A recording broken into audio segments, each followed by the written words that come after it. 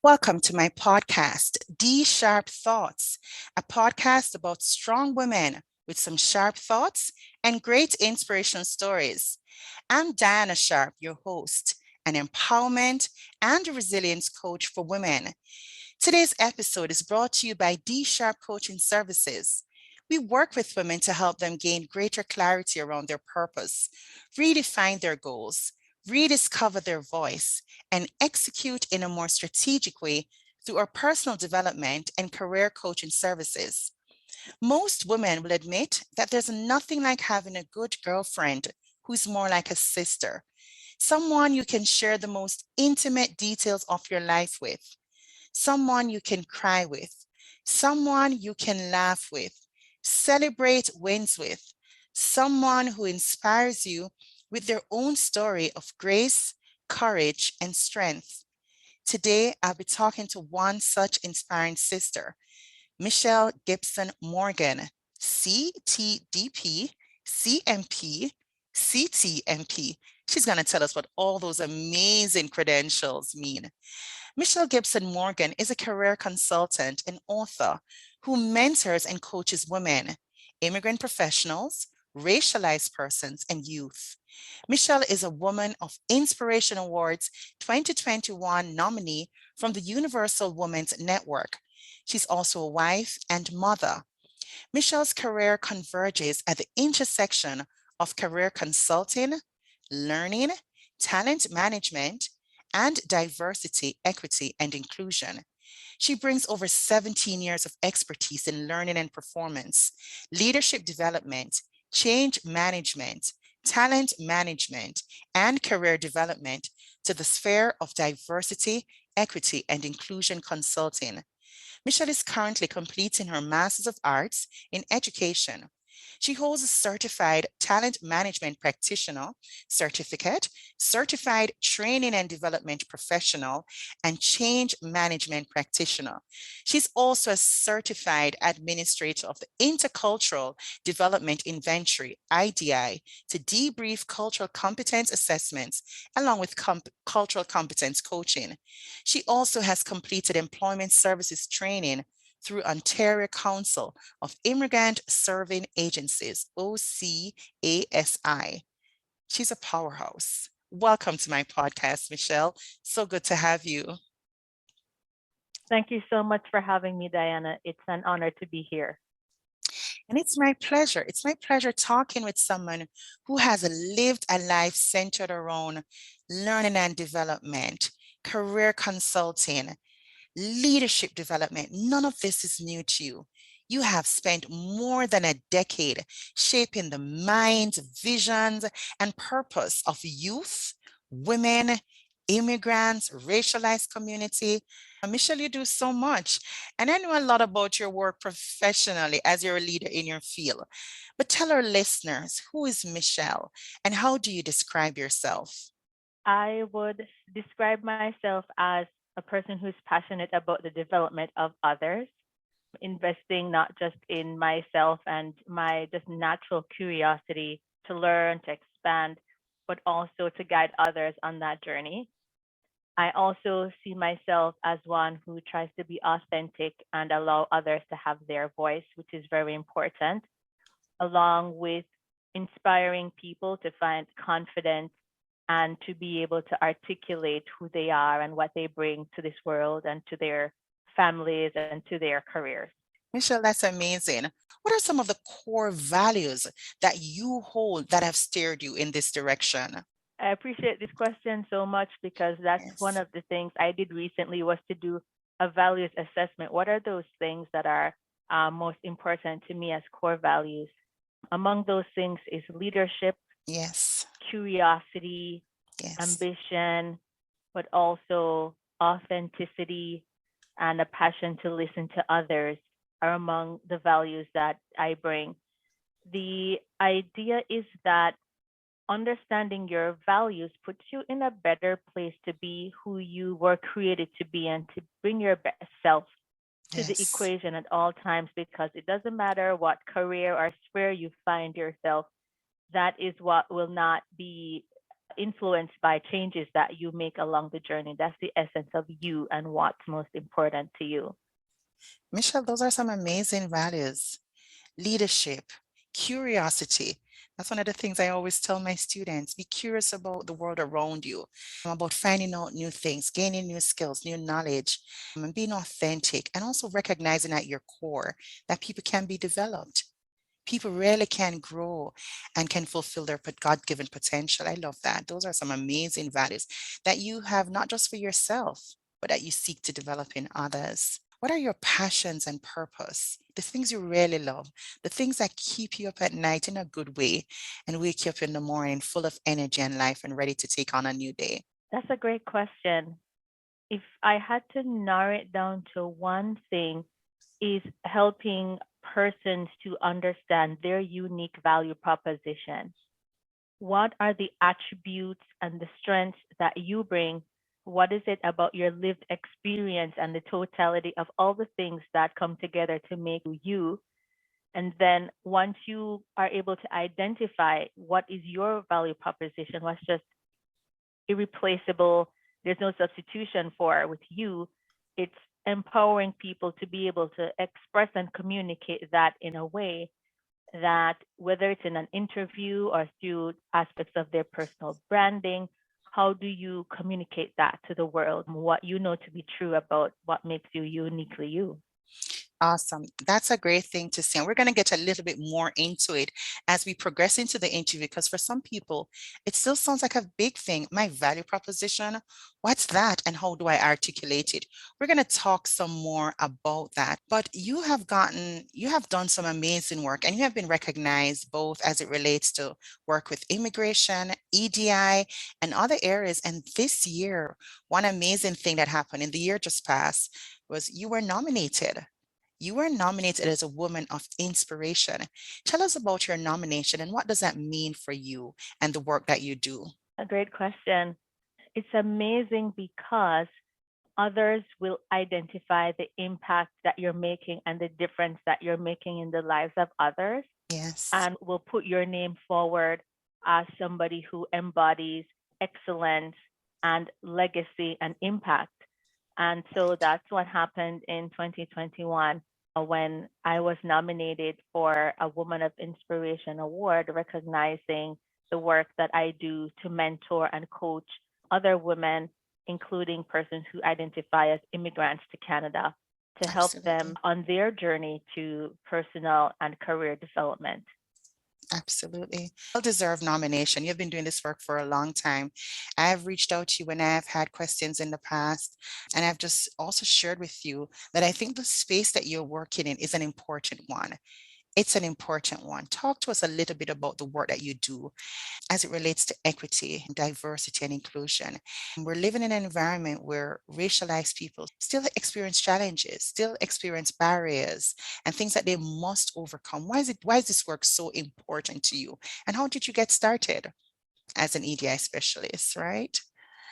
That's a great question. I believe it was always organically embedded in my approach to work and life to be inclusive of others and to recognize where there are challenges and differences in levels of access and privilege for different people. Yes. Acknowledging my own, identifying as a racialized woman means that there will be situations where those things are privileges or disadvantages depending on the Yes. context. I know that there are other things that would put me at an advantage. So it's recognizing the differences in levels of access and lived experiences and feelings of inclusion for different people based on how they identify in the world. As somebody whose first language is English, I know that is a privilege because for a lot of my clients and mentees where English is not their first language, whether they're a racialized person or not, that is also a challenge and Yeah. a differentiator in terms of advancement and inclusion. I ended up in this work officially just from an observation of an opportunity that funny I saw advertised on LinkedIn and I said I could really see myself being in this role and making a difference both Yes. for the organization and the individuals it serves. And so fast forward 2 years later, I'm still on that journey to helping organizations examine in a critical and objective way how Yes. the systems and policies and practices create gaps and challenges and or advantages and disadvantages for different group of persons. So that's my kind of summary of how I ended up on this path. That's amazing. So, lived experience, your passion and your purpose for supporting others and really just for making a change in the community. You recognize that there are gaps, there are areas to be filled. And why not you? Why not be a leader for change? Why not step in and become one of those voices and one of those leaders that can really help to change the life of others? And oftentimes, as you said, we're supporting people who they need more support. So, like for example, speakers of English as a second language, they have some language barriers, communication barriers, cultural barriers. And as a consultant and as an EDI specialist, you help clients to navigate this space. What's one of the greatest challenges you hear from racialized communities and communities of speakers of English as a second language? What's some of the greatest challenges these your clients face, your mentees face, and how do you help them? There is a lot to I unpack there. know, I don't know I that this know, podcast is long enough, but I know. um, I would say the key things that stand out for me is one, having a presence at the table doesn't necessarily Yes. mean having a voice at the table. So, Wow. That's whereas, powerful, Michelle. Say that again. That's powerful. no, Wow. absolutely. Yeah. Um, the idea is that with more calls for increased representation in Yes. different spheres, it's helping in terms of persons getting access to, let's say, a seat at tables where they otherwise wouldn't be present, but their voices are not equally amplified in the discussions and decision making that's happening at those tables. Wow. I never looked at it from that perspective. I know that happens, but you're speaking truth. You're speaking facts. So there's more call now for hiring even persons who are racialized. So there's more call for equity and there's more call for diversity. But you're saying that doesn't always translate to equity or empowerment. You're saying sometimes persons get a seat at the table, but their voices are not heard and their voices are not amplified. And so they don't get a chance to tell their stories. And that's where you come in. Talk to me about how you become that voice for them. It's recognizing that change management is a huge part of it Yes. because a lot of the discussion is about what should be, but not Yes. enough understanding and direction in terms of how to really make sustainable and lasting and impactful change. Yes. And so, a fair bit of the perspective that I bring to those conversations is it's not just a prescription, here, take it and go. It is, here are the factors in your organizational culture Yes. and here are some things that need to be put in place from different levels of communication and just to how different things are approached, that several things need to change in order for those goals to be met and for those changes to be sustainable. Wow. Powerful. Michelle, you're passionate about the work that you do. So I'm just wondering, did you have any personal experience that fueled this passion? Just being in a new country, being in a new space, coming here many years ago, did you experience any challenges that really made it so important for you to become an advocate for others?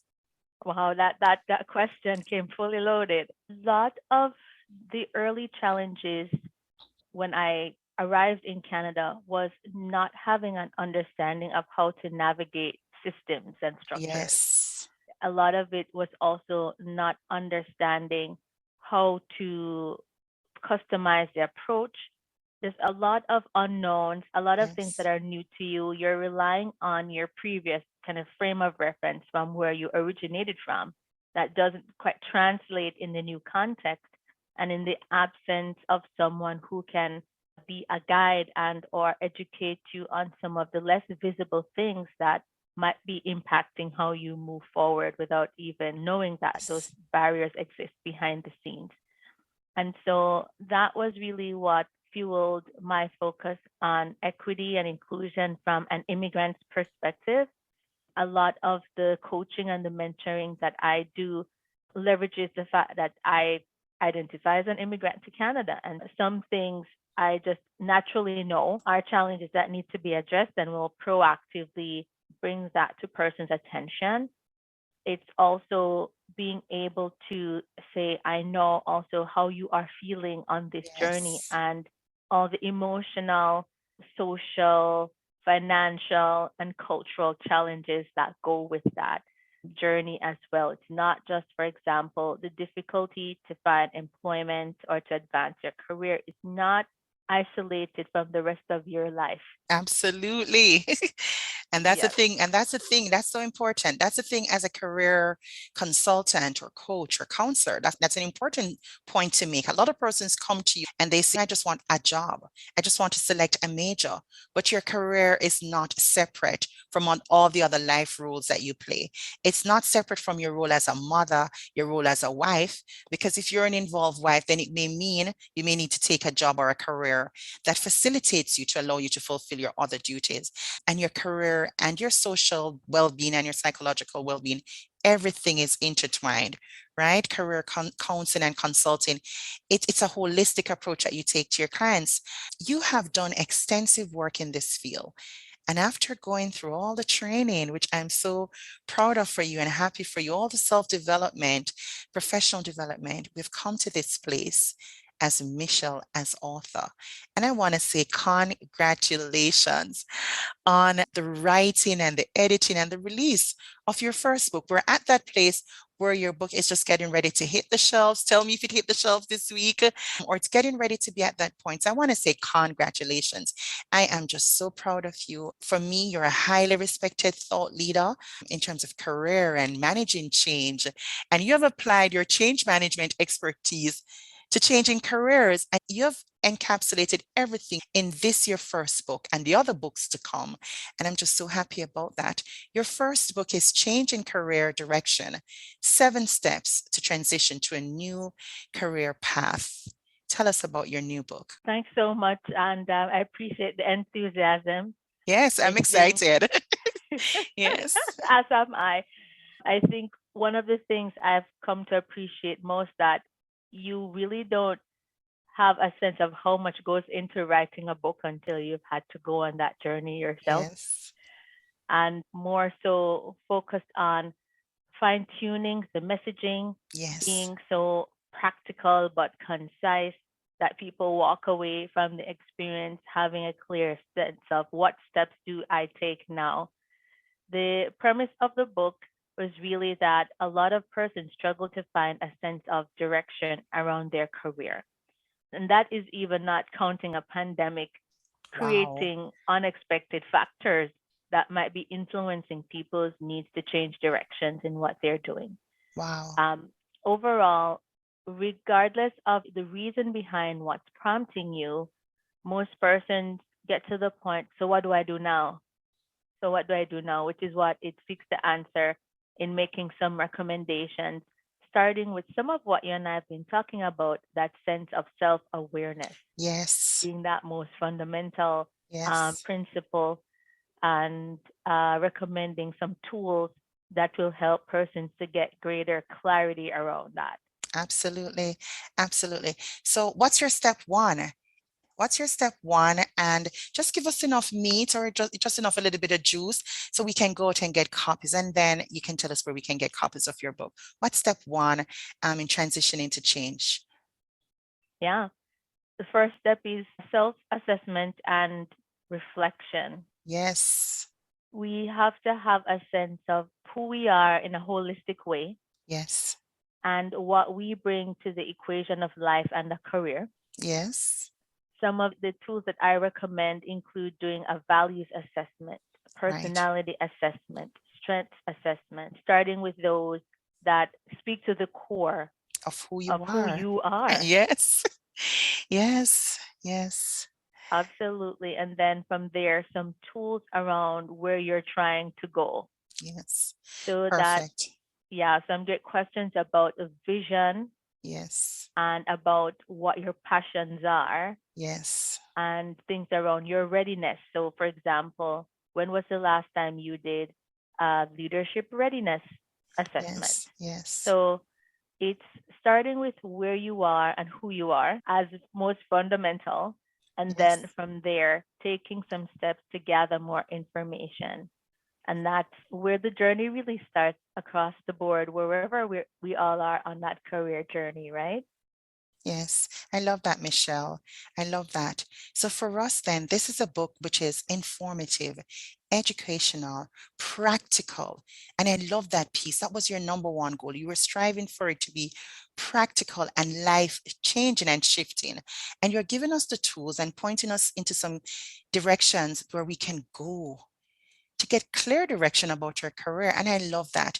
You start with a self, an assessment, an examination, and reflection. Some people will assess, but not a lot of people reflect. And I really love that. And that's more of what we need. We need to really reflect. Now that we assess and we see everything before us, what changes can I make? What are my values? What does this mean to me? And what would it take for me to become the next version of who I need to become for that career change? Powerful. Where can we get copies? So starting on January 22nd, copies can be obtained on michellegibsonmorgan.com, which is my Yes. website. And then on the 28th of January, it will be on Amazon.com and .ca. Awesome. Let us talk a little bit more about the book, like the subject matter of just change. Why is change so difficult? Because of the unknown Yes. for a lot of persons, it's also comfort zones. Yes. How do I give up what I know and the status quo and aspire and reach for something that's fundamentally different from the path that I'm on right now? It's not so easy mentally to make that shift. And No, for it's a lot of not. people, they remain maybe stagnant in their careers or in roles that they find unfulfilling because it takes a lot more effort to get out of the comfort zone and really pursue those aspirations and the stretches and the challenges that accompany making that kind of move. And that's where your work and your role as a career consultant and coach come in. Tell me, how can clients reach you and what kind of services do you offer as a consultant? And do you only work with organizations? Because I know you work a lot with organizations. Do you support individuals as well? And how can they contact you? Great question. So I work with individuals of different stages of their career. I Yes. usually want to get a sense of where you are in the current state and Yes. what are your aspirations, and then we take it from there. Okay, awesome. Usually, persons can reach me by using the contact form on michellegibsonmorgan.com. They can also email me, michellegibsonmorgan at gmail.com, and we can follow up from there to have a conversation about what persons need, what are the challenges. Right.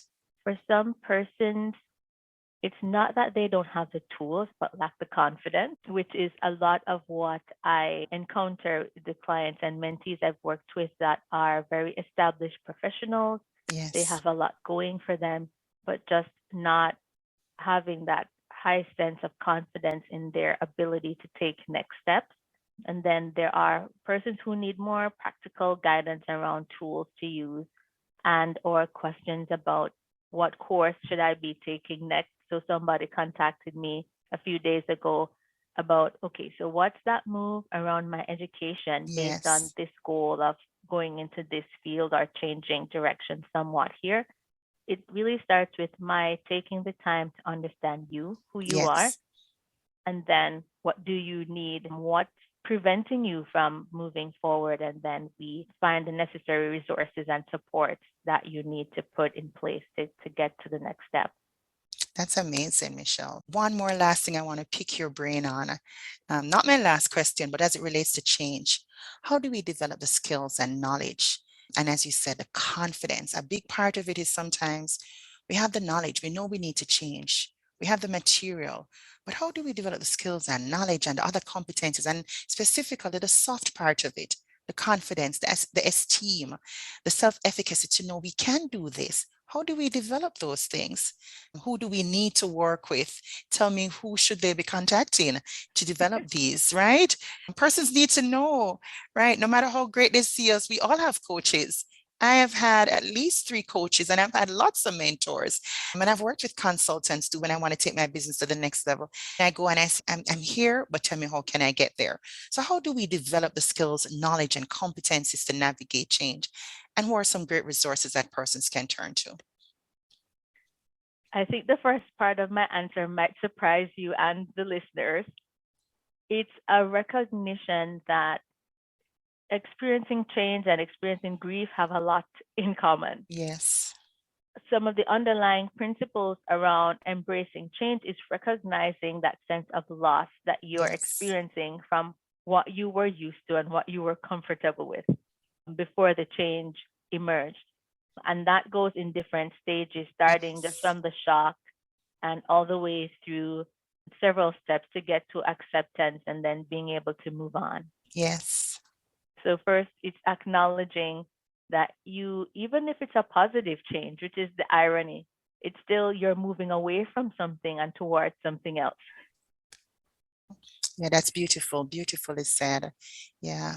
In terms of additional resources, there are several that come to mind, but among the ones that stand out are this book called Managing Transitions by William Bridges that really talks about change from the perspective. It's not just a one off event, Yes. as it is that journey or transition with your moving in the direction that you want to go. I also think of a book about the ADKAR model. It really just talks about having awareness and desire, Yes. and then the knowledge and the action that you need to take. And then you reinforce it at the end. There are lots more, but those two were the top two that came to mind that would have broader applications if you're thinking of change on a personal level, as well as if you're thinking about change on an organizational level. I love that. That's beautiful. And 2 great resources. What is the vision and mission behind your brand, Michelle Gibson-Morgan? What do you hope to achieve? This is such a powerful question because I ask myself that question fairly often as well. My brand is associated with thriving and impact. Yes. Those are the two things. How do I equip and empower individuals to thrive in the sphere that they want to be in? Yes. And then, in terms of impact, it is what difference is my involvement in that process making for their journey, for their aspirations, and for them as individuals Right. as they go through life and the different goals that they have. So I measure it by thriving and impact. I love those. Those are 2 key measures and measures that you can rarely measure, right? They're so precise that you can see it and you can look. How are you doing? How are you thriving? How are you getting by? And what impact are you having? What are some of the testimonials that you've received from your clients, your mentees, and people who you work with? What do people say about your work? Most of my clients talk about the ability to help them to be resilient. Yes. So one of the recommendations that I received via LinkedIn was a client saying that at the point when he was just at his lowest, the conversation that we had helped him to find the next gear, as it Yes. were, to get over a plateau that he was experiencing in his journey to make a career change. Also, some of it is that sense of self and building of confidence. A Yes. lot of the feedback is around that because my approach focuses on emphasize what you have more than what you don't Yes. have. Don't focus Yes. more on the deficit than what you bring to the table. But strength based. Yeah. Look at the Yes, strengths you have. Yeah. absolutely. Yeah. Because if you are bought into who you are and what you're bringing to the table, it becomes a lot more effective and organic for you to, as it Sell were, it. sell, yep, and get them to buy into it. Yeah, absolutely. That reminds me of a book called To Sell is Human by Daniel Pink. We are all in the business of selling an idea Yes. or selling our credentials or credibility. We Yes. are all in some way in the business of sales. whether we realize it or not. And so I help the clients to buy into themselves and the value they bring, and then how to effectively and persuasively articulate that to Wow, others that they encounter. that's powerful. I work with students, youth, and women, and that's one of the major things I try to get them to see. If they can truly see themselves as who they really are and their strengths, and if they could see that and learn to articulate that, then that's one of the ways they can really transition. That's one of the finer skills that they can use to help them navigate this world, right? We call it esteem, we call it confidence. But if you could only just see yourself and the gifts and the strengths that you have, that would be amazing. That's powerful, Michelle. And I really love that. Every episode, we try to share one practical, strategic, and intentional tip or strategy that listeners can implement as persons navigate change. You've shared with us that change has always been a big part of us, but it also has been magnified just through what we've been experiencing for the last 2 years. What is one thing that persons can do to help them manage, navigate, and really benefit from the change that we're all going through and the change and the loss? As you said, change is a loss, right? Accepting that you're losing something you're accustomed to and move into something new. What's one thing that persons can wake up tomorrow and for the rest of the year and implement to help them manage this change and navigate this change? I would say it's a constant evaluation of your change readiness. Yes. So there are some kind of core questions that you want to be asking yourself that gets you not only super focused on the moment in time that you're living, but also that's pointing you to what do I need to do differently Yes. to move from this point. So if there is a particular challenge or obstacle that you're experiencing today, be it related to your career or another aspect of your life, it's really asking, what do I need to thrive from this moment going forward? And be honest with yourself about what the answer to that question is. Yes. Yes. Some of us, we would want to be diplomatic or politically correct. We might not want to offend others or to feel like we're meeting other person's expectation. But if we are truly honest with what is that answer, what do I need in this moment? Do I need to change a particular habit that I have that will help me to move forward? Consider from a practical standpoint, making the change be in bite-sized portions. Yes.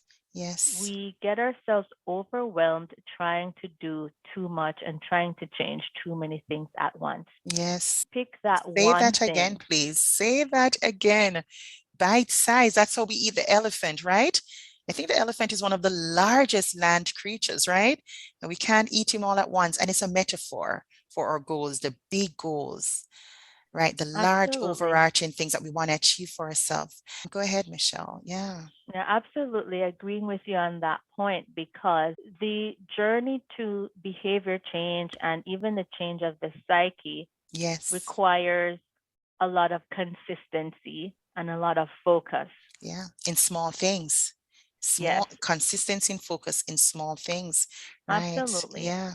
And then once you have started to make some progress with that, then you would consider what small tweak, whether it's an addition of something or removal of something, that will help to enhance that. But we run into the difficulty of becoming overwhelmed because we're trying to change too many things too quickly. Yes. Pick one thing and work at it, and then make some adjustments as you go along. Absolutely. I absolutely love that. Remind us, how can we contact you to work with you as a career consultant? And where can we purchase your book, Change in Career Direction: 7 Steps to Transition to a New Career Path? So persons can contact me using michellegibsonmorgan.com or michellegibsonmorgan at gmail.com. They can also find me on Twitter. I am at M Gibson Morgan. And I also have a Facebook page under Michelle Gibson Morgan, Learning, Change, and Career Consultant. Awesome. That's amazing. As we close this episode, what words of hope and inspiration can you share with our listeners? I would say to encourage someone who needs upliftment and a sense Yes. of direction is that you have more than you think. You have Yes. more resources than you think. You have more strength than you think. There is more than Yes. might be apparent, especially if you are going through a dark moment, that Yes. somehow the darkness or the difficulties seem to be more amplified. But if you take a moment to reflect, and if you even objectively assess based on some of the tools we talked about, Yes. you will likely identify that you have a lot more working for you and that you can leverage for next steps than you might have realized. Thank you so much, Michelle. I like that. You have more going for you. A lot of us are looking to do more, to become more, to get this, and to always be adding stuff. And oftentimes we don't pay attention to who we are right in the moment, the being, the now. And so sometimes persons will, because I'll talk with people and they say, I'm just doing this. And I'm like, just? You're not just an author, you're an amazing author. And from the author emanates so many other businesses and things you do. So we're not just, right? We are who we are, and we're full of so much goodness and potential. And I like that. And if, as you said, if we really just self-reflect, if we really do the assessments, and if we really just recognize our own potential, then we will see that there's greatness in us. Any other words you want to share with us today as we wrap up this episode? I would say for those persons who are very achievement oriented, like myself, and always thinking strategically about the next thing, I Yes. would say use the opportunity to pause and celebrate the small wins. Yes. That is actually one of my goals for this year, is to slow down and savor even the quick wins before rushing to the next thing. When you're very driven, as soon as you've accomplished one thing, you're already off to the next thing. But let's make Absolutely. the time to savor those moments and to celebrate ourselves for what we accomplish along the journey to accomplishing those bigger goals. Amazing. It has been such an enriching, inspiring, and motivating conversation for me. And I really hope someone has become clear about what it takes to manage change personally and professionally and who they can reach out to. It has been my absolute pleasure talking with Michelle Gibson Morgan, career consultant, author, mentor, advocate, EDI champion, and author of her new book, Changing Career Direction: 7 Steps to Transition to a New Path. The book becomes available on January 21st on her website and January 28th on Amazon.com. You can find her on her website at michellegibsonmorgan.com, via email at michellegibsonmorgan@gmail.com, and also on LinkedIn as Michelle Gibson Morgan, but her link is M. Gibson Morgan. You can also find her on Facebook at Michelle Gibson Morgan, Learning, Change, and Career Consultant. Michelle, thank you so much for coming to share on my podcast today. It has been an absolute pleasure, and thank you so much for having me. I know it has been a pleasure for me, and I know I have learned a lot, and I know my listeners will be edified and encouraged by this time of sharing with you. Thanks for listening to D Sharp Thoughts podcast. This episode was sponsored by D Sharp Coaching Services. If you know someone who's between the ages of 18 to 45 and who could benefit from my personal development and career coaching services, please send me an email at dssharp2013@gmail.com or via my website, www.dsharpthoughts.com, and I'd be happy to connect with you. Do show us some love by sharing our podcast if you know someone who'd enjoy a dose of sisterly inspiration. Stay tuned for our next episode when we talk to another sister who's just like you. Until next time, be kind to yourself and others.